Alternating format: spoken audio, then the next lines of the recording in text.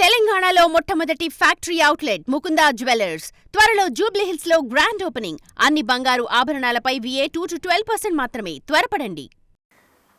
జగన్మోహన్ రెడ్డి విజయం కోసం షర్మిల నేను ఆయన వదిలిన బాణాన్ని అంటూ తిరిగింది. ఆ తర్వాత జగన్మోహన్ రెడ్డి షర్మిలను రాజకీయాల్లోకి రావటం ఇష్టం లేదు అంటూ అన్నారు. దానికి షర్మిల వెళ్ళిపోయింది. దాన్ని సమర్థిస్తున్నాను అని కూడా మీరు మాట్లాడారు. ఏమని? జగన్మోహన్ రెడ్డి షర్మిలను రాజకీయాల్లోకి రావద్దు అనడం సబబే అని. నా చెల్లి రాజకీయాల్లోకి వస్తానంటే నేను ఊరుకోను. ఎందుకు? అంత భయంకరంగా పొల్యూట్ అయిపోయింది పొలిటికల్ సిస్టమ్ అనేది. పొల్యూటెడ్. అంటే ఆడవాళ్ళు రాజకీయాల్లోకి రావద్దు అని నేను చెప్పను, బట్ మంచి రాజకీయాలు లేవు. ఇప్పుడు మీరే కదా మంచి రాజకీయాలు చేయాల్సి. ఎవరు చేయాలి? రాజకీయ నాయకులు. ఆ పరిస్థితులు ఇప్పుడు తండ్రి చనిపోయారు, రాజశేఖర రెడ్డి గారు చనిపోయిన క్రమంలో ఆమెను వ్యాపారాలు చూసుకోమన్న పరిస్థితులు ఉన్నాయి. ఆనాడు ఆమె ఏం చెప్తుంది? ఇప్పుడు మీరు అన్నారు జగన్మోహన్ రెడ్డి గారి కోసం కష్టపడి పాదయాత్ర చేసిందని. జగన్మోహన్ రెడ్డి గారి కోసం కష్టపడి షర్మిల పాదయాత్ర ఏం చేయలే. జగన్మోహన్ రెడ్డి గారి కోసం ఆనాడు భారతమ్మ కూడా పాదయాత్ర చేయడానికి రెడీగా ఉన్నారు. బట్ షర్మిల ఏంటంటే ముందుకు వచ్చారు. ఒక సైడ్ అడ్మినిస్ట్రేషన్, బిజినెస్ అడ్మినిస్ట్రేషన్, అన్ని కొన్ని వ్యవస్థల్ని మేనేజ్ చేయాలి. జగన్మోహన్ రెడ్డి గారి బెయిల్స్ విషయంలో భారతమ్మ ఉండాలి కాబట్టి ఖచ్చితంగా షర్మిల ఉండాలని పెట్టారు. షర్మిల ఒక్కతే పాదయాత్ర నడుము బిగించుకుంటే అయిందా? షర్మిల వెనకాల చాలా పెద్ద వ్యవస్థ పనిచేసింది. ఆ వ్యవస్థ పేరు వైఎస్ భారతిరెడ్డి. కానీ షర్మిల రోడ్డు పైన నడిచి రాజకీయ ప్రత్యర్థుల పైకి బాణాలు వేసింది. జగన్మోహన్ రెడ్డి గారి సిస్టర్గా ఆమె బాధ్యత అది. మరి సిస్టర్గా బాధ్యత అయినప్పుడు ఆమె రాజకీయాల్లోకి రావాలి అని అనుకున్నప్పుడు గౌరవించాల్సిన అవసరం. వెయిట్ చేయాలి కదా, టైం వచ్చేంత వరకు వెయిట్ చేయాలి. అన్నం ఇవ్వనలేదే జగన్మోహన్ రెడ్డి గారు, ఇవ్వనలా. నీకే నువ్వు కాలుతో తనిపోయినావు. జగన్మోహన్ రెడ్డి గారు వెయిట్ చేయమన్నారు. ఈ లోపే దీని మధ్యలో చాలా పెద్ద కుట్ర జరిగింది. ఏం కుట్ర? కుట్రదారుడు ఉన్నాడు. ఇంకా అవన్నీ చెప్పేది కాదు, ఇప్పుడు మాట్లాడేది కాదు. షర్మిలమ్మ ఎందుకు జగన్మోహన్ రెడ్డి గారు, షర్మిలమ్మ తొందరపడింది అంతే. జగన్మోహన్ రెడ్డి గారు తప్ప అసలు ఎప్పటికీ ఉండదు. జగన్ అన్న సేస్ ఆల్వేస్ అబౌట్ షర్మిలమ్మ is she my elder daughter. ఏదైనా కావచ్చు, యారగెంట్. ఇప్పుడు ఏదైనా సరే అన్న దగ్గర అన్నకి చెప్పావు, నా చెల్లి వచ్చి నన్ను ఒకటి అడిగింది, అమ్మ ఉండరా ఖచ్చితంగా చేద్దాం, వెయిట్ చేయమన్నావు. వెయిట్ చేయకుండా నీ ఇష్టానికి నువ్వు పోయి పార్టీ పెడితివి. తెలంగాణలో పార్టీ కట్టగట్టి మొత్తం అక్కడ తీసుకుపోయి పెట్టి, మరి ఎందుకు వెయిట్ చేయొచ్చు కదా? కాదు అనిల్ గారు, you have a right, you have to wait. నీకు రైట్ ఉన్నప్పుడు వెయిట్ చేయాల్సింది. ఖచ్చితంగా మేము కూడా అదే ఇప్పుడు బాధపడతాం. షర్మిల వెయిట్ చేస్తుంటే బాగుండేదేమో. జగన్మోహన్ రెడ్డి నోటి వెంట ఒక బూతు మాట కూడా రాదు. ఆయన చుట్టూ ఉన్న మీరందరూ ఎందుకు బూతులే మాట్లాడతారు? మేము మాట్లాడామని మీరు చెప్తారండి. మమ్మల్ని మాట్లాడిన మీరు ఒక్కరే కాదు, మీరు, నాని, వంశీ, చాలామంది ఉన్నారు. ఏ నాని? కొడాలి నాని. ఒకటి అరా మాట్లాడుండొచ్చు. ఒకటి అరా కాదే. మమ్మల్ని తిట్టేవాళ్ళు మాత్రం మమ్మల్ని తిట్టే, మమ్మలక్కలు దొబ్బేవాళ్ళు, మా పిల్లల్ని రోడ్డు మీదకి లాగేవాళ్ళు మీకు వినపడవు కదా. నేను అనేది మనుషులు కాదు. మీరు పవన్ కళ్యాణ్ తిట్టలేదు, జగన్మోహన్ రెడ్డి పవన్ కళ్యాణ్ గారు ఎప్పుడు తిట్లా, చంద్రబాబు నాయుడు గారు ఎప్పుడు తిట్లా, నారా లోకేష్ గారు ఎప్పుడు తిట్లా. మీ వాయిస్ అది. జగన్మోహన్ రెడ్డి గారు కూడా ఎప్పుడు తిట్లా, నా వాయిస్ అది. కానీ మమ్మల్ని తిట్టేవాళ్ళు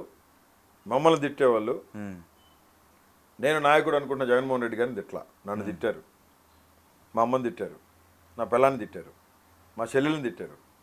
ఒకటి చెప్తా, గుర్తుపెట్టుకోండి. ఎస్, వాళ్ళు తిట్టారు, మేము కూడా ఒకటి అరం జారాం. నేను చెప్తున్నాను కదా, జగన్మోహన్ రెడ్డి గారు ఎప్పుడు తిట్టమని ఎవరికి చెప్పరు. ఎవరికి అసలు తిట్టేవాళ్ళు అంటే ఆయన చెప్తారు, కంట్రోల్ చేస్తారు. వద్దు అని ఎప్పుడైనా చెప్పారా? ఇలాంటి మాటలు వద్దు అని అన్నారా? 2-3 సార్లు చెప్పారండి. నేను అన్న అమ్మల్ని పిల్లల్ని తిడుతున్నారని అంటే దానికి కేసు పెట్టండి. జగన్మోహన్ రెడ్డి గారి ప్రభుత్వంలో ఈ రకంగా కేసులు పెట్టుకుంటూ పోతే వాళ్ళు ఉండేవాళ్ళండి? చెప్పండి. టీడీపీ పార్టీ ఆఫీస్ ముందుకు వచ్చేప్పుడు అతి కిరాతకంగా అప్పుడు ముఖ్యమంత్రిగా ఉన్న జగన్మోహన్ రెడ్డి గారిని నీ పెళ్ళాన్ డాష్, నీ అమ్మ డాష్, అతి భయంకరమైన మాటలు 41 నోటీస్ ఇచ్చి వదిలేసాం. ఒకటండి చెప్తాను, పెయిన్ అవ్వకూడదనా పెయినే. నేనేం చెప్పదలుచుకున్నానంటే ఫైనల్గా మీకు, ఈ తప్పు ఎందుకు జరిగింది అనిల్, ఇది నువ్వు ఇలా మాట్లాడావంటే ఐ డోంట్ హ్యావ్ ఆన్సర్. దానికి ఆన్సర్ ఒకటే, 22 కేసులు, 245 రోజులు, జైలు కుట్రపూరితంగా కక్షలతో కార్పణ్యాలతో పంతాలని నెగ్గించుకునేదానికి 3rd డిగ్రీలు ఇచ్చి మా టెస్టిస్ మీద ఆడపిల్లలతో కొట్టించే వీడియోలు తీసి ఆ వీడియోలు చూసి ఆనందపడిన పరిస్థితులు. బట్టలు ఉంచారా ఒంటి మీద? ఉన్నాయి బట్టలు ఉన్నాయి. నిజంగా చెప్తున్నాను బ్రదర్, ఎంత హ్యూమిలేట్ చేశారంటే ఉచ్చబోయడమేంది రోహిత్, ఉచ్చబోసేది ఏంది, వెనకాల తిరిగి సప్పట్లు కొట్టుకుంటా నవ్వుకుంటా పోవటం ఏంది. ఒక సిఐఓ ఒక ఎస్ఐఓ ఆయన తెలీదు, నోట్లో ఏదో వేసుకొని నవ్వులుతా ఊస్తాడు, అది మా చేతుల మీద పడిద్ది. సారీ అండి, ఎస్ ఒకసారి ఊసి సారీ చెప్తే తెలియదు అనుకుంటాం. 25-30 సార్లు ఊస్తూ ఉన్నాడు అనుకో కంటిన్యూగా, అది పడతా ఉందనుకో అతను నవ్వులేదు మన మీద, ఎట్లుంటుంది రోహిత్ చెప్పు. వాంటెడ్లీ వాళ్ళు ఏమేమి చేయాలనుకున్నారో అన్నీ చేశారు. నేను ఏలాడ కట్టి తీసుకుపోయేటప్పుడు వీడియో ఒక 1/2 అవర్ వీడియో, ఆ వీడియో లోకేష్ గారు చూడాలి, పవన్ కళ్యాణ్ గారు చూడాలి అని మీరు అనుకున్నారా? వాళ్ళు చెప్పారు, ఆఫీసర్స్ చెప్పారు. మాదేమీ లేదండి, పైనుంచి ఆర్డర్స్, ఖచ్చితంగా మీది కంప్లీట్, మీరు ఇక్కడ మా జీబ్ పోలీస్ జీబ్లో ఉన్నా కానీ ఒక వీడియో ముందు వెళ్తానే ఉంది, దయచేసి కోఆపరేట్ చేయండి అనిల్ గారు ప్లీజ్. ఏం చేస్తావు పాపం, నన్ను పట్టుకొని ఫుడ్ పెడితే 7-8 మంది ఉద్యోగాలు పోయినాయి. నేను ఏదో బిర్యానీ తింటున్నా అని చెప్పి లేచారు. కోర్టు పర్మిషన్ ఇస్తే స్టేషన్లో నేను ఒక బల్ల, నాకు బెడ్ అరేంజ్ చేయకుండా పోలీస్ స్టేషన్ మీద బల్ల ఏదో ఆడ పడుకోపోండి అని చెప్పి వాళ్ళు చెప్పారు పోలీసు వాళ్ళు. కోర్టు చెప్పింది కూడా చేయకుండా మీరు కంటెంప్ట్ ఆఫ్ ది కోర్ట్, అది నేను కోర్టుని అడిగితే కోర్టు నాకు చెప్తే మెడికేషన్ ఇవ్వండి, బెడ్షీట్ ఇవ్వండి, పరుపు ఇవ్వమని చెప్తే మీరు అవి కూడా ఇవ్వకుండా కనీసం టేబుల్ మీద పడుకోమంటే నేను పడుకున్నా. దానికి పాపం పోలీస్ స్టేషన్లో ఉన్న మొత్తాన్ని సస్పెండ్. 4:30-5 దాకా భోజనం చేయకుండా ఏదో ఒక హోటల్ కనపడింది నాకు, అక్కడ ఆగితే బోరుగడ్డకి బిర్యానీ పెడుతున్నారు, అది ఒక పెద్ద డిస్ప్లే. బిర్యానీ ఎవడన్నా తింటాడండి అసలు? అంత బాధలో ఉండి అసలు ఆ రోజు ఏం జరిగిందంటే నారాయణ రెడ్డి గారు, ఎస్ఐ నారాయణ రెడ్డి గారు, ఆయన వెనకాల కానిస్టేబుల్స్ తిడుతూ ఉన్నారు. సార్ 4:30 అయింది సార్, కూడి పెట్టించు, కళ్ళు తిరిగి కింద పడిపెట్టేట్టున్నాం.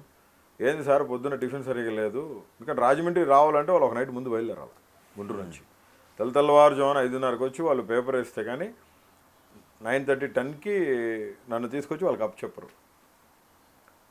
9:30-10కి నేను అక్కడ బయలుదేరితే మధ్యాహ్నం 2 గంటలకి కోర్టులో హాజరుపరచాలా. మళ్ళీ కోర్టులో హాజరుపరిచిన తర్వాత మొత్తం ఒక సిస్టమ్ అంతా ప్యాక్ అయ్యి పని చేసి మళ్ళీ నన్ను సాయంత్రం 6:30 లోపే నన్ను జైల్లో సబ్మిట్ చేయాలి. 6:30 లోపు నన్ను జైల్లో సబ్మిట్ చేయకపోతే మళ్ళీ గవర్నమెంట్ హాస్పిటల్ తీసుకుపోయి పోలీసు వాళ్ళు నన్ను ఏమి ఇబ్బంది పెట్టలేదు, నేను పోయేటప్పుడు అంత హెల్తీగా ఉన్నాను, వచ్చేటప్పుడు అంత హెల్తీగా ఉన్నాను అని చెప్పి రిపోర్ట్ తీసుకుని మళ్ళీ జైలుకి పోవాలి. 245 రోజులు ఈ రకంగా హింస పెట్టి ఆంధ్ర రాష్ట్రం మొత్తం ఆ మూల నుంచి మూలకి తిప్పి 22 కేసులు పెట్టి కస్టడీలకి ఇచ్చి 3rd డిగ్రీలు ఇచ్చి ఏలాడ తీసుకుంటా కఫ్ చేసి తీసుకుపోయి ఈ రకంగా చేశారు. అంటే ఈ మీరు జైల్లో బైబిల్ ఏదో చదివానని నేను నాకు మంచి టైం దొరికిందని చెప్పాలండి. బైబిల్ చదివాను బాగా, ప్రేయర్లో ఉన్నాను. బైబిల్ చదివిన తర్వాతే I my self decided that I want be change. I don't want be like this. ఎందుకంటే దేవుని మాట ఖడ్గం వంటిది. బీయింగ్ ఏ క్రిస్టియన్, నేను నా దేవునికి అవమానకరంగా కూడా నేను బతకూడదండి, తప్పది. కాబట్టి బైబిల్ మార్చిందండి నన్ను, ప్రామిస్. బైబిల్ నన్ను మార్చింది. నా తల్లి అంతకుముందు బైబిల్ చదవలేదా? లేదండి, చదవలేదు. చర్చికి కూడా వెళ్ళేవాడిని కానీ గుర్తాబద్దిగా వెళ్ళేవాడిని, జస్ట్ ప్రేయర్ చేసుకొని వచ్చి ఏదో నామకార్థంగా వెళ్ళేవాడిని. అనిల్ గారు ఇందాక ఏదో మాటలో నేను ఇంతకు ముందు అనిల్ అయితే ఈ క్వశ్చన్స్కి ఇంటర్వ్యూకి వేరే రకంగా ఉండేది అన్నారు కదా, ఏంటి అంతకుముందు అనిల్ అయితే ఎలా ఉండేది? తెలీదా?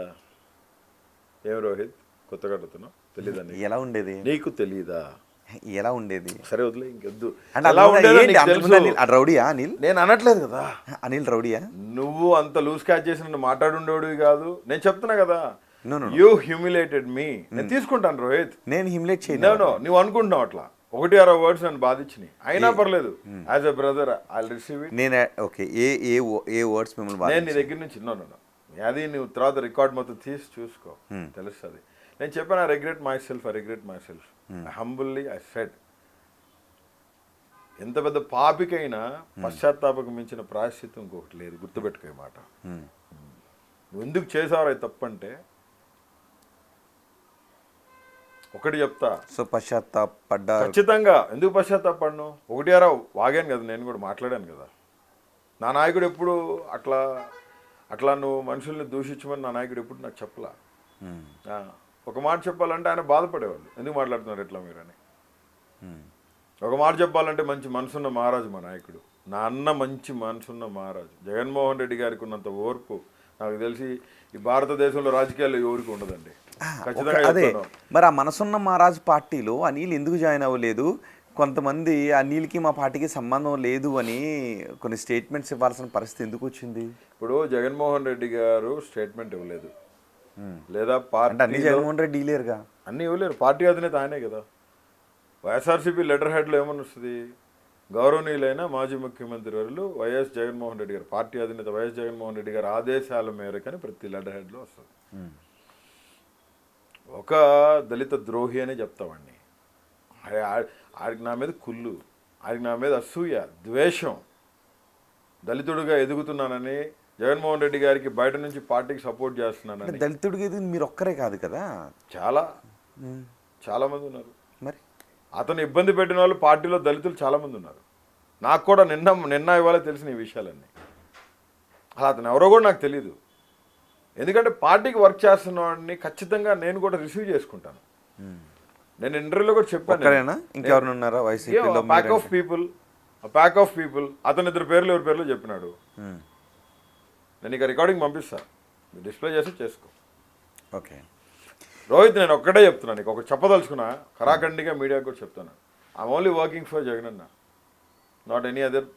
I'm no way concerned with any other personality. Okay, మీరు మొదటి నుంచి పార్టీ క్షేమం కోసం, పార్టీ కార్యకర్తలు, జెండా మోసే కార్యకర్తల క్షేమం కోసం, వాళ్ళ కన్నీళ్లు తుడిసేదానికోసం, వాళ్ళ ఇంటి బాధ సాధకుల్లో ఆ బాధ సాధకుల నుంచి వాళ్ళని దూరం చేసేదానికోసం, వాళ్ళ భవిష్యత్తు, వాళ్ళ ప్రణాళికని బంగారు బాటలో నడిపించే ప్రయత్నంలో జగన్మోహన్ రెడ్డి గారి ప్రియ శిష్యుడిగా అన్న రెండు భుజాల కింద నా భుజాలు పెట్టి ఖచ్చితంగా వైసీపీ పార్టీలో స్వయం ప్రకటిత జగన్మోహన్ రెడ్డి ప్రియ శిష్యుడా, లేదంటే జగన్మోహన్ రెడ్డి గారు ప్రకటించిన ప్రియ శిష్యుడు? త్వరలోనే అది కూడా వింటారు. జగన్మోహన్ రెడ్డి గారి ప్రియ శిష్యుడే, స్వయం ప్రకటిత కాదు.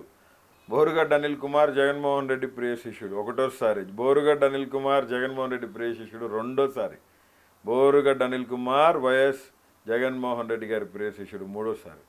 లాక్ చేసి స్టాంప్ వేస్తారు. రాబోయే ఎన్నికల్లో మీరు వైసీపీ నుంచి పోటీ చేయబోతున్నారు, రైట్?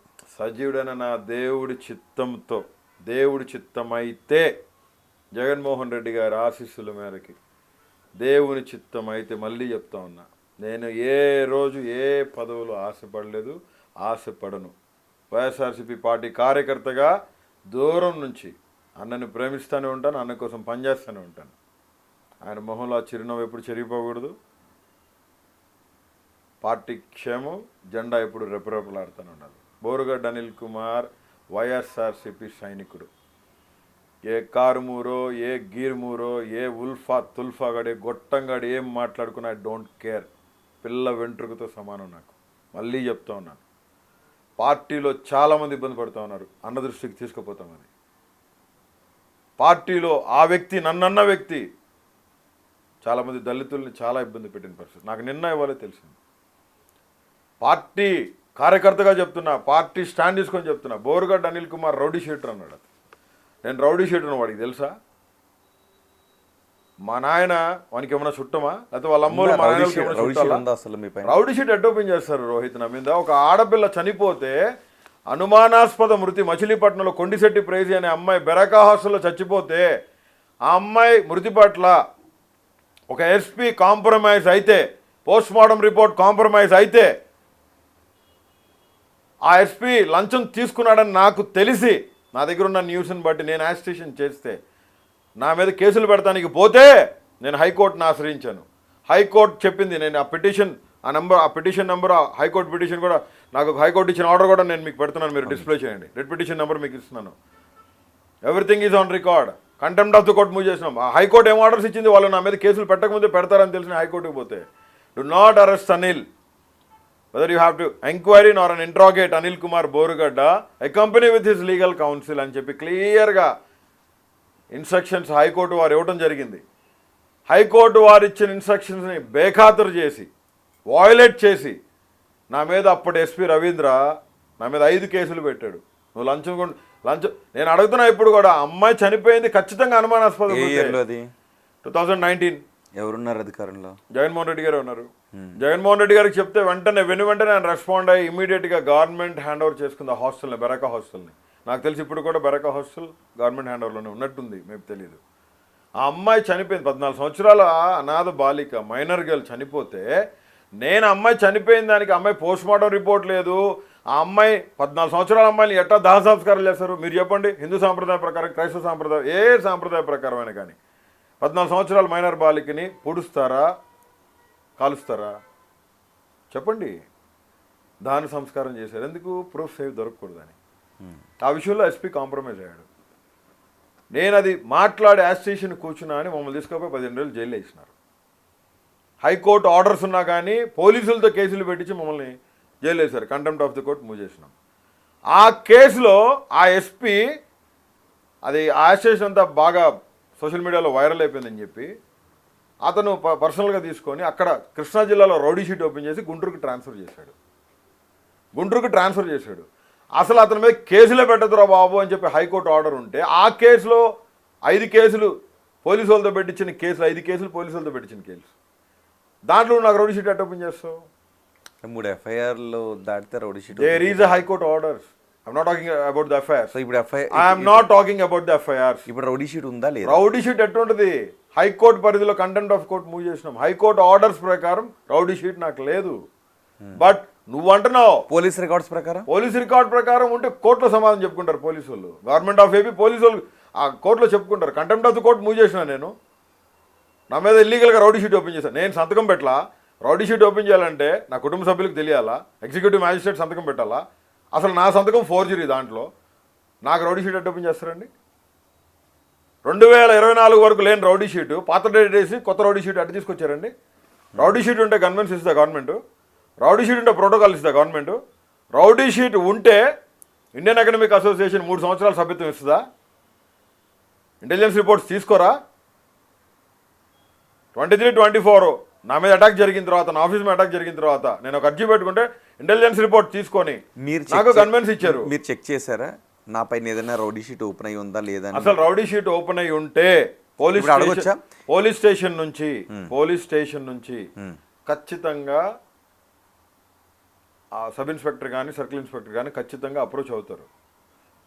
ఏమని? మీ మీద రౌడీ షీట్ ఉందని. పొలిటికల్ మూమెంట్స్ చాలా జరిగినాయి 19 to 24. ఏ పొద్దు అదే police station, Arundelpet police station, నా ఆఫీస్ దగ్గర నా ఆఫీస్ డ్యూటీ చేశారు కదా. పట్టాభిపురం పోలీస్ స్టేషన్ 90 దగ్గర డ్యూటీ చేసింది కదా. రౌడీ షీట్ ఉంటే నాకు కట్టిస్తారు గన్మెల్ని. రౌడీ షీట్ లేదు. అతనేదో నా మీద ట్రై చేయాలని చూశాడు. ఆ ట్రై చేయాలని చూసి గుంటూరుకి ట్రాన్స్ఫర్ చేసిన పరిస్థితుల్లో రౌడీ షీట్ ఓపెన్ అవ్వాల. ఈ ప్రభుత్వం వచ్చిన తర్వాత రౌడీ షీట్ ఓపెన్ చేసి ఆ పాత డేట్ వేసి చేసిందా లేకపోతే ఏం మ్యానిపులేట్ చేశారా? ఈరోజు ప్రతి ఒక్కరు రౌడీ షీటర్ అనే ప్రతి ఒక్కరికి చెప్తున్నాను, ప్రతి యూట్యూబ్ ఛానల్ని, ప్రతి యూట్యూబ్ లింక్ని సేవ్ చేసి నా వ్యక్తిగత హననాన్ని మీరు చేశారు కాబట్టి జాతీయ ఎస్సీ కమిషన్లో కంప్లైంట్ చేయడం జరిగింది. డైరీ నెంబర్ అయింది. సుప్రీంకోర్టుకు కూడా ఇచ్చినాం నా మీద రౌడీ షీట్ లేదని. ఈ విధంగా అయిందని చెప్పి ఆ హైకోర్టు ఇచ్చిన ఆర్డర్ను కూడా ఛాలెంజ్ చేసి ఇక్కడ హైకోర్టులో కంటెంప్ట్ కేసి అదే అఫిడవిట్ అక్కడ కూడా ఫైల్ చేయడం జరిగింది. For more videos like this, subscribe Big TV channel.